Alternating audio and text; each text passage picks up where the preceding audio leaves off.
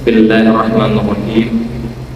Alhamdulillah, salatu wassalamu ala Rasulillah wa ala alihi wa sahbihi wa mawala wa la haula wa la quwwata illa billah. Ibu bapak sekalian, insyaallah dirahmati dan dimuliakan Allah Subhanahu wa taala, memperingati turunnya Al-Qur'an atau kita kenal dengan istilah nuzulul Qur'an. Minggu ini setiap agama itu memiliki kitab masing-masing. Agama Buddha, agama Hindu, Kristen dan sebagainya. Kita sebagai seorang muslim oleh Allah diberikan kitab suci Al-Quran. Kitab suci Al-Quran. Mengapa Al-Quran ini kita sebut sebagai kitab suci? Paling tidak karena tiga hal. Pertama, Al-Quran terbebas daripada intervensi manusia. Sampai sekarang belum pernah ada satu orang pun yang mampu membuat sebuah kitab seperti Al-Quran. Jangankan satu kitab, satu surah pun, jangankan satu surah, satu ayat sekalipun belum ada yang bisa. Bahkan Al-Quran sendiri memberikan tantangan. Kalau kalian ragu terhadap isi Al-Quran, maka buatlah semisal Al-Quran, kitab Al-Quran itu. Kalau kalian tidak bisa sendiri, panggil, ajak teman-teman kalian itu buat. Dan memang ada bisa. Pernah ada yang mencoba, bernama Muzailamah Al-Khattab. Dia mencoba dengan membuat ayat semisal seperti ayat tentang gajah. Jadi dia sudah berbentuk, isinya sudah berbentuk syair, tapi maknanya itu jauh panggang dari api. Dia sebut al-fil, wa ma adraka mal-fil, dan seterusnya. Artinya gajah. Tahukah apa kau tentang gajah itu? Gajah itu punya belalai dan ekornya panjang.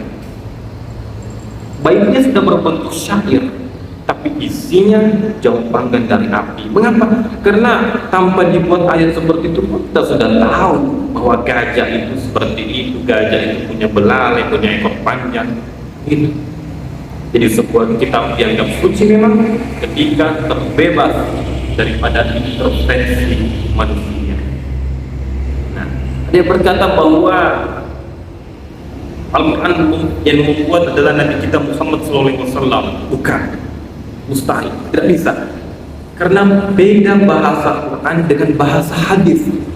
Seandainya Al-Quran itu dibuat oleh Nabi Muhammad SAW, kalau Nabi kita bisa membuatnya, maka orang lain juga bisa membuatnya. Tapi memang tidak, beda. Di satu sisi bahasa hadis berbeda dengan bahasa Quran. Kalau hadis itu isinya dari Allah, redaksinya dari Nabi kita Muhammad SAW. Tapi kalau Al-Quran, isi dan redaksi langsung dari Allah Subhanahu wa Ta'ala. Ini yang pertama, bebas daripada intervensi manusia. Kemudian yang kedua, Al-Quran dikatakan suci karena ajarannya, isinya sesuai dengan fitrah manusia. Sesuai dengan fitrah manusia.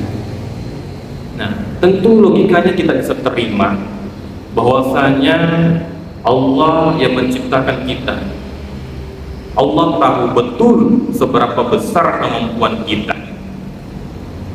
Makanya dikasih buku pedoman, buku panduan yang sesuai dengan fitrahnya kita.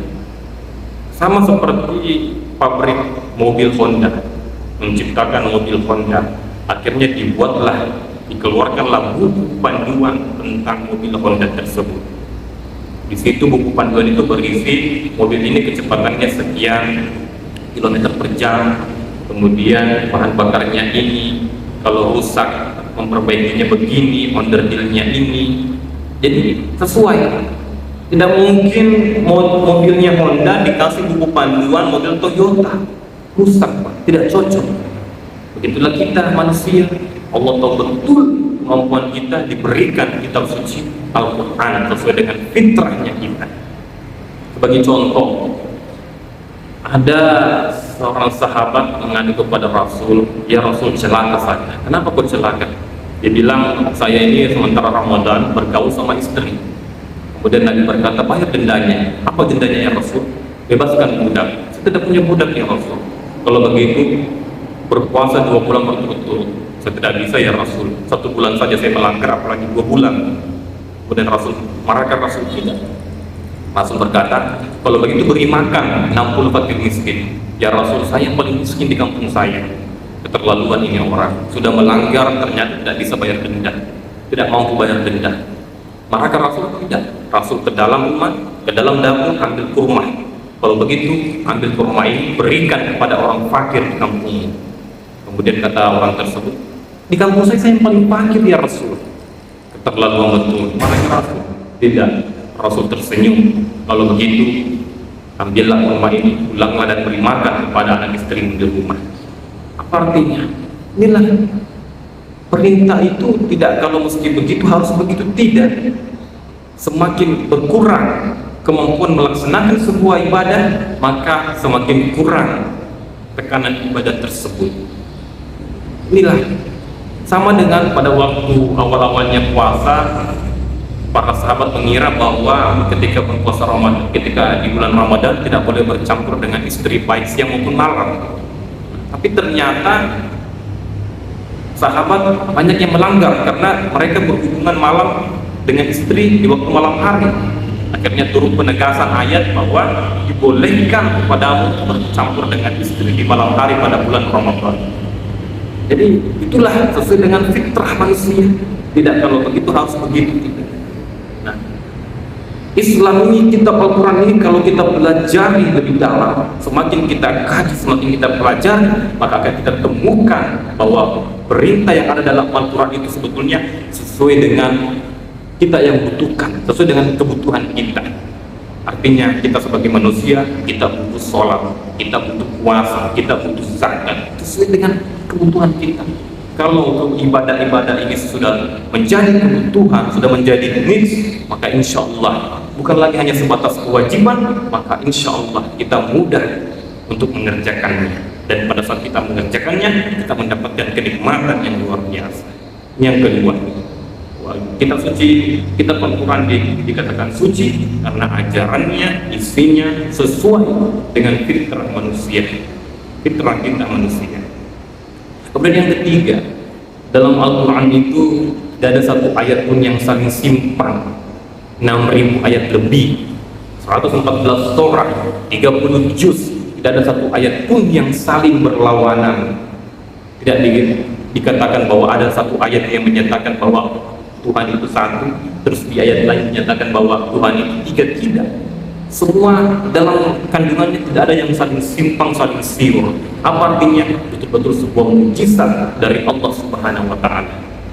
Ibu bapak sekalian yang insya Allah dirahmati Allah Subhanahu wa Ta'ala, semoga memperingati nuzul Al-Quran ini, kita makin mencintai Al-Quran dengan sering dan rajin membacanya, kemudian kita pahami artinya dan kita amalkan, kita terapkan Al-Quran ke dalam kehidupan kita sehari-hari. Semoga bermanfaat. Assalamualaikum warahmatullahi wabarakatuh.